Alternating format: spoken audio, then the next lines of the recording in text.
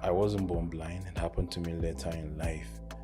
But along the line, when I became blind, I thought all is over for me. But going to school actually has happened to be one of the experience I had that has really changed my mindset. When I went to school for the blind to learn how to read and write Braille, and that was the change. The change for me, and that has really changed the way I think and the way I do things. What is one part of your daily reality that people often misunderstand or oversimplify? Okay, one of those things is when you associate with people. Sometimes those things are funny because when you are working with other people, like the sighted counterpart, some people will be talking about you. They will be discussing about you, thinking that when you lost your sight, it's actually your sight that you lost. As for me, it's just my sight that I lost, my sense of seeing. But people always think that as you lost your sight, you cannot even hear again. This year's 16 Days of Activism talks about unity to end digital violence among women and girls. From the standpoint of disability, what kind of investments, technology, people, systems would actually reduce harm for persons with disabilities? One of us was going out to get some water from the streams, and somebody offered to help assist her. Then he misled her and raped her in the process. So there are quite a number of digital challenges or discrimination against us. Hello everyone, welcome to Safe Conversation podcast. I'm your host Serena Yusuf, and with me here is Isai Emmanuel Maji. It's good to have you here, sir. Please, can you tell us a little about yourself and what you do? Isai Emmanuel Maji is a person with visual impairment, and I work with School for the Blind Children in Gindri, and I also am the Vice Chairman, Joint National Association of Persons with Disability, Plateau State Chapter. Okay, that's really nice. Thank you for being here, sir. When you think about your journey, what is one life experience that truly shaped who you are today?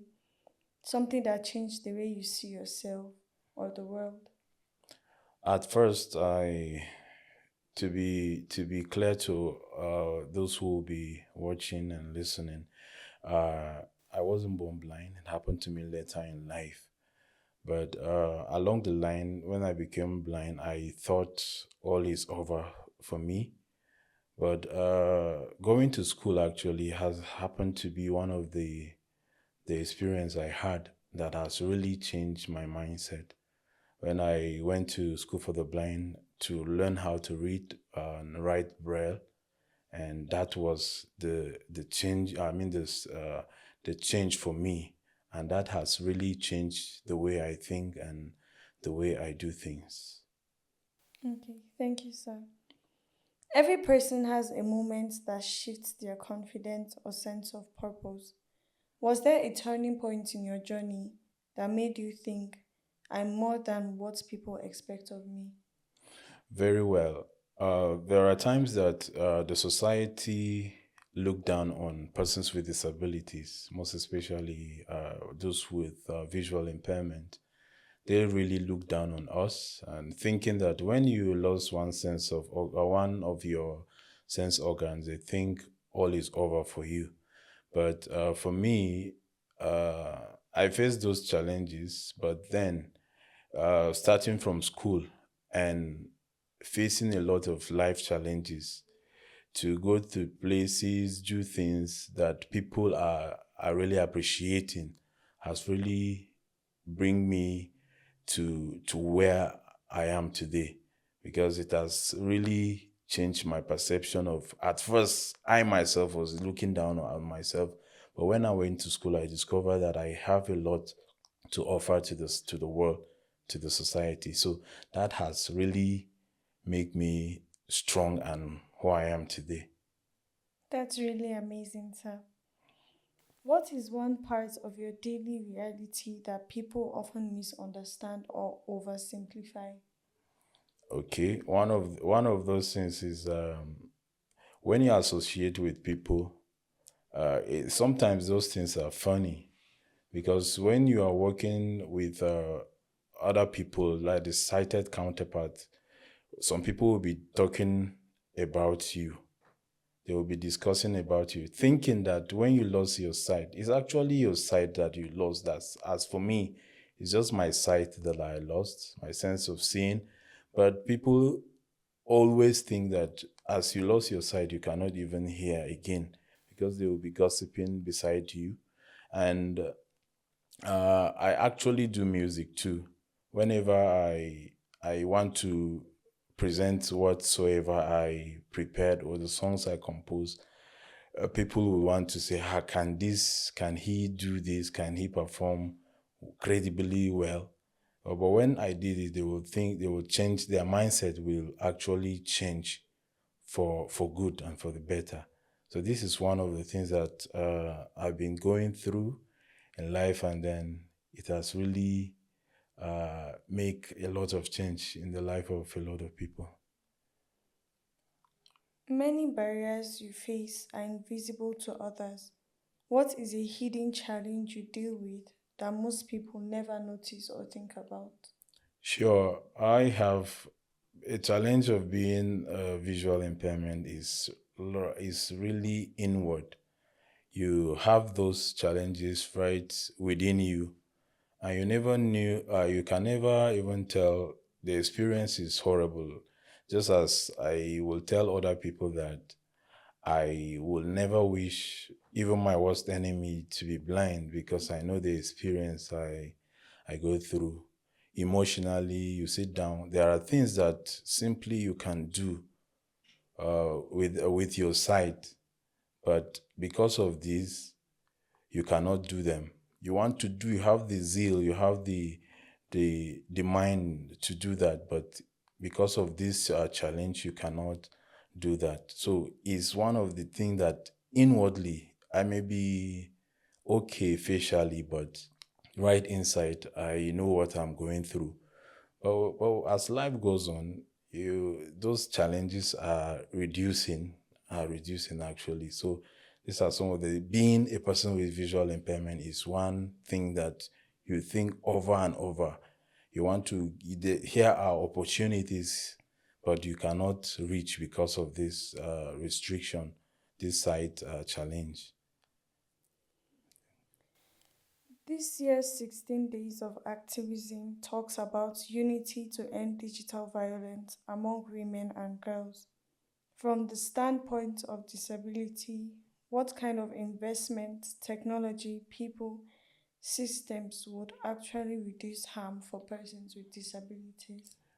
Uh, from the point of I, as an advocate of disability rights, we have to create more awareness to a lot of people who are not really in line with the global practices. There are a lot of innovations that came that discrimination against persons with disability, or I mean gender-based violence.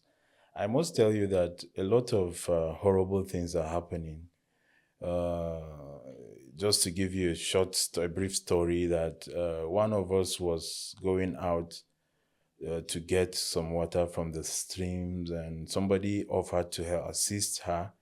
Then he misled her and raped her in the process.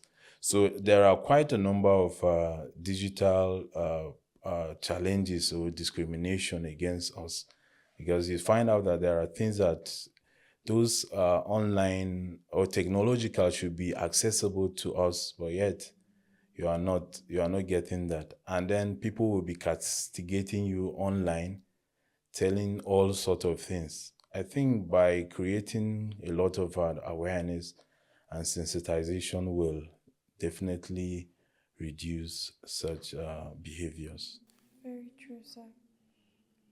When you imagine true safety, what does that look and feel like to you?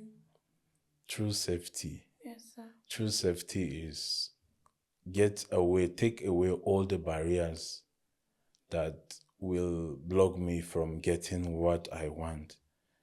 Yes, that is for me a true safety. When you take off all the discrimination, stigmatization, negative stereotypes, and all of these things away from me as a person with disability, surely I feel I'm safe, and that is true safety to me.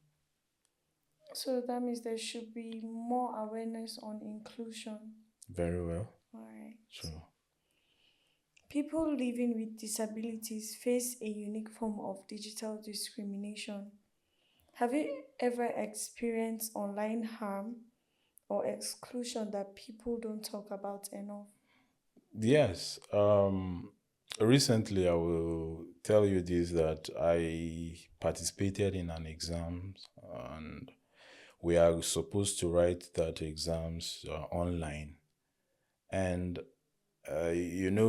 just as I thank God for technology, because I can, as a person with visual impairment, I can use the Android phone independently, but there are some restrictions attached to it, because if those websites are not designed, are not accessibly inclined, I will find it difficult to access those things. So all of those web or bloggers, website designers should always think of how a person with visual impairment, most especially because others can navigate the online without problem, but for us, there's a way that you design it that will be accessible for me. And it was a challenge when I was participating in that exam, because there was no accessibility for me to navigate through the questions that I was supposed to attempt, and I have to look for someone to assist me, and that is not good. In the world that we are talking of inclusion, we are talking of independency. Someone he must know what I'm writing at that point in time. So I have faced a lot, and quite a number of our people out there has also encountered such challenges, and we need to shift technologically so that accessibility should be all rounded. Okay, sir. Technology can either open doors or shut people out. What digital tools, platforms, or behaviors have made you feel included? And what has made you feel isolated or unsafe? At a point, using the cell phone is difficult, because just as I say, you don't have privacy. You When you use those button phones before, it's difficult for you to use it alone. You must look for someone. When you have a message, when you want to write a text message, when you want to do anything, you just have to go there.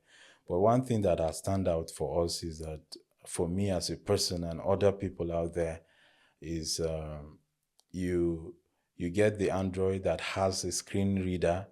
You can, without anybody assisting you, can navigate through the phone using it, do everything that you want. And also using the laptops and computer, there are softwares that are designed to to help you navigate through the computer. That is one of the things that stand out for me, and it has been an encouragement to not only me, but so many other people out there. But one of the things is also that has restricted us, that has not really encouraged us, is that getting access to those gadgets today is very expensive. You discover that very few of us want to use them. I mean, so many of us want to use those gadgets, but the expensive nature of those gadgets is difficult for you to get access to it.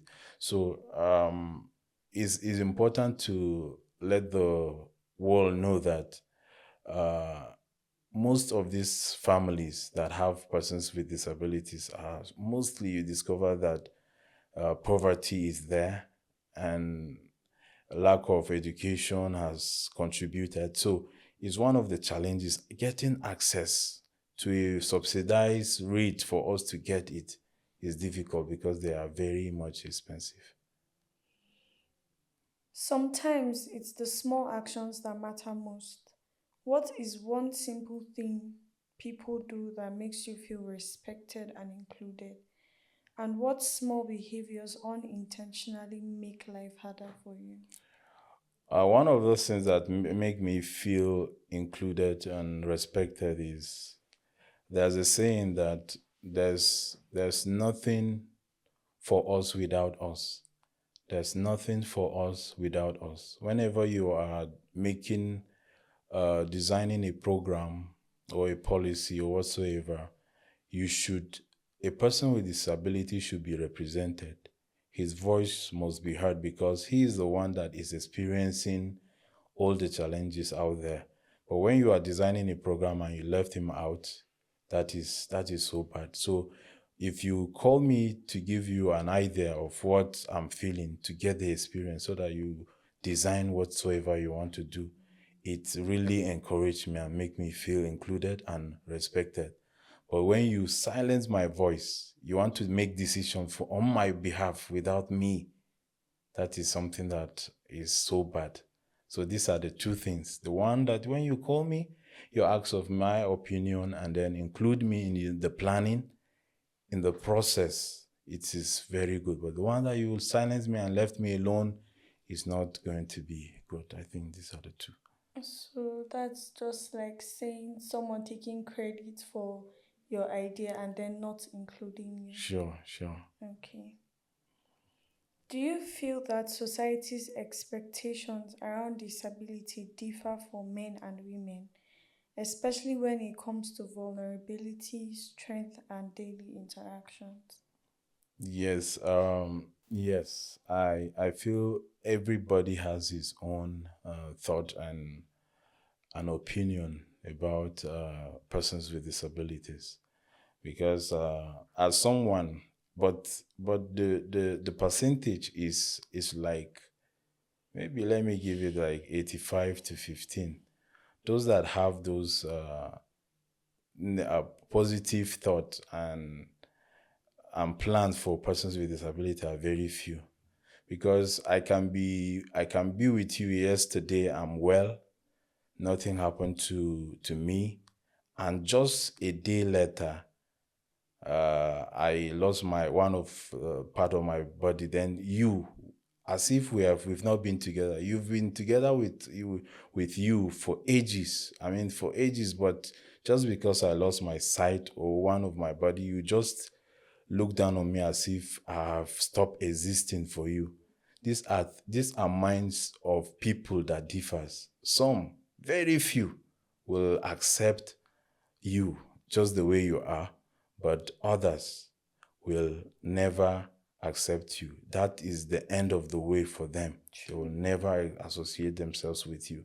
So this thought of mindset of people differs. Some may accept you quickly, but they are very few, while the larger percentage will not accept you.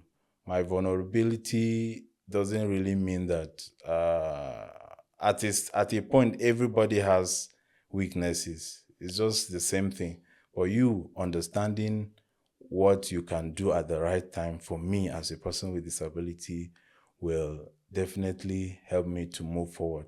But if you just look down on me and feel that is all for me, I think that's the different thought and mindset of people True. toward persons with disabilities. If you could redesign one public space, public service, or policy to make life more accessible and safer for persons with disabilities, what would be your first priority? Wow. Wow. Uh, my first priority would be access to education. I think any nation and any people that have good education It can stand out for anybody, regardless whether you are a person with disability or without a disability. But for us, one of the biggest things that you can give me as a person or with disability is to give me education. I can make education free for all persons with disabilities due to their challenges. Just as me as a person with visual impairment, my education is so expensive. If I want to just get just something that is known as the pen or the biro that you guys use, maybe high as 500. Let me give you 1,000. But for me, my own pen is called slate and stylus. Now the least I can get is 20,000. Just like a pen for you that you just go out there and get 500 naira. So I will subsidize the education and then prioritize the employment after you've studied. Let me get an automatic place to place you so that you will earn a living from that place. So that is one of the things that will be first for me, education, and then the welfare of persons with disabilities. That's really nice, sir. Technology facilitated violence, cyber stalking, harassment, doxing affects people differently. From your lived experience, what should communities understand about how harmful these are to someone with a disability? Yes, technology or some of those social media messages are really those things that are instigating violence. And when you discover, when you check very well, you find out that the most vulnerable in the society are persons with disabilities. Because if a message stirred up a crisis in an environment, as a person with visual impairment, where would I run to? Who knows? Because at that point, everybody is running for survival. So who knows whether the direction I'm running toward is where the people are coming from, and who knows whether that person that has hearing impairment is running for safety, but never knew that he's running to the danger zone. So it's a problem to a lot of persons with disabilities when violence occurred in a community or a village or wherever. So what I would have loved to is that a data should be captured for persons with disabilities whenever there is anything like uproar or uprising there. uh, the security should be first to go and take those people out so that it will not be a problem to us. But I will give you an example of a good friend here that at a point he do go to the mining pond to dig the sand for his wife to help him. He mined, tin in the riverside, and he's a blind person, a person with visual impairment. And so at once, when something came up, all his wife and his two kids were killed, and he's the only one that survived. So you see those things. We don't need to instigate bad things on the social media, which happens to be an advancement of technology. So we should be careful of what we put out there so that it will not cause problem to a lot of people. Voices of persons with disabilities are often missing in national conversations. What is one issue where you feel your voice and the voice of others like you must be amplified? Policymakers and those who plan things. Just as I said earlier on, that there is nothing for us without us. If you want to hear the true story, you should go to a person with disability to get the experiences he's going through. But then, over the years, you discover that policies are made without hearing our own voices. They just assume for us. They just assume that this is what they need, this is what they need. but they've never carried us along. So I think one of the things that are supposed to be, uh, where my voice or our voice should be amplified more is in policy making, uh, designing so many programs. Whenever you are designing a program for persons with disability, our voice should be heard. We should be well represented in that.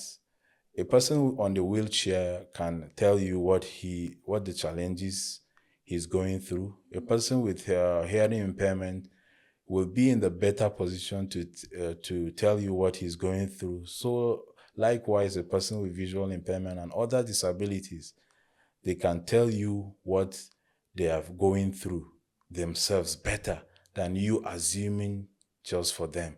So it's good for us in policy making, whether education, empowerment, whatsoever, welfare, health, our voice should be heard, and that will go a long way in changing the narrative of things in our country and in our society at large.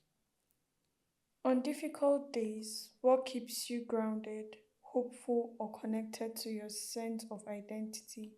What helps you keep going? What helped me keep going is, I strongly believe, at first when I lost my sight, whenever when you made mention of the word blind, I feel you are discriminating against me. I feel you are talking directly to me. But along the line, as we grow and pass through a lot of experiences, you cannot even feel, if you like, call me whatsoever you like. But as far as I know that I have the determination and I have the zeal and the ability to do what I can do, no matter what, no matter even not given the opportunity to do that, I feel that is what will keep me going, and that is what kept me going over the years. I told you I'm into music, and one of the song I released was is saying, give me a chance, give me a chance. The only thing a person with disability will need from anyone out there is to give him a chance to showcase what God has deposited in him, the abilities, the capabilities that he has. But if you don't give me that chance, you always want to silence me. Definitely, it will not go well with anybody. But I'm sure that if you give me the chance to listen to me and see what I can do, bring to the table, then sure, that will keep us going and moving and moving.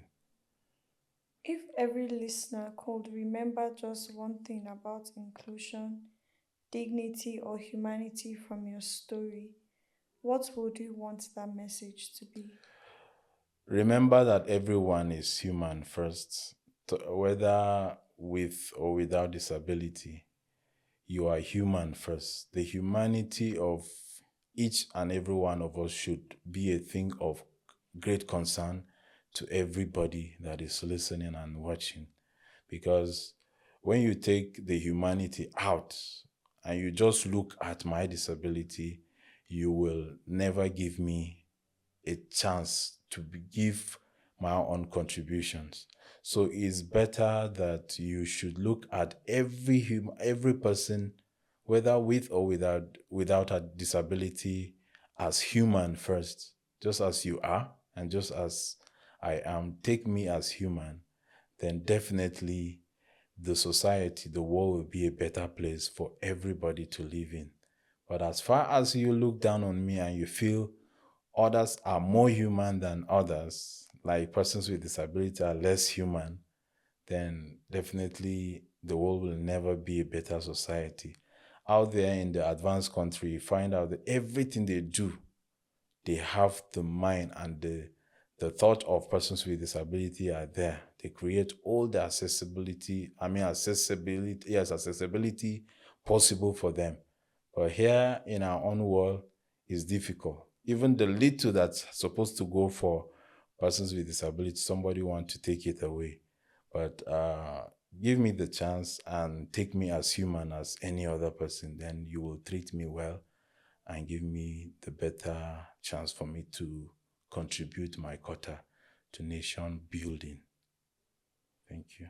Thank you so much, sir. I have learned something and I hope others out there will also learn something too. Thank you once again for being here. Thank you for having me.